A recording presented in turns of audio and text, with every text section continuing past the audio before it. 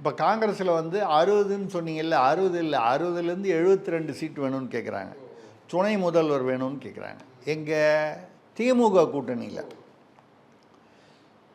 ஏங்க நாங்கள் வந்து எங்கள் குடும்பத்தில் தான் தலைவர், இது முதல்வர், துணை முதல்வர் 60 வருஷமாக கூடவே வந்து போஸ்டர் ஓட்டிக்கிட்டு எங்களுக்கு வந்து விசுவாசமாக இருக்கிற அண்ணன் துரைமுருகனுக்கே நாங்கள் கொடுக்கல, KN நேருக்கு கொடுக்கல, ஐபெரியசாமிக்கு கொடுக்கல, இப்படி வரிசையாக சீனியர்கள் எத்தனையோ பேர் இருக்காங்க.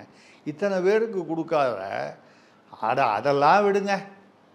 எங்களுடைய ரத்தம், கலைஞருடைய ரத்தம்னு சொல்லக்கூடிய கனிமொழி அக்காவுக்கு கொடுக்கல துணை முதல்வர், எங்கள் பையனுக்கு தான் கொடுத்துருக்கோம். நாங்கள் வெளியாட்களுக்கு எப்படி கொடுப்போம்? திருமாவளவனோ காங்கிரஸில் செல்வ பெருந்தகையோ இல்லை வேறு யாரோ வந்து எதிர்பார்த்தால் திமுக அதை ஏற்றுக்கொள்ளாது. அது நியாயமாக இல்லையாங்கிறது வேறு விஷயம். ஆனால் வந்து திமுகவால் அதை ஜீரணம் செய்ய முடியாது.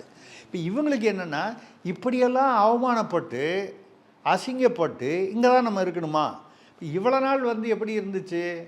ஒன்று இங்கே இல்லைன்னா அங்கே, இந்த மடம் இல்லைன்னா சந்த மடம்.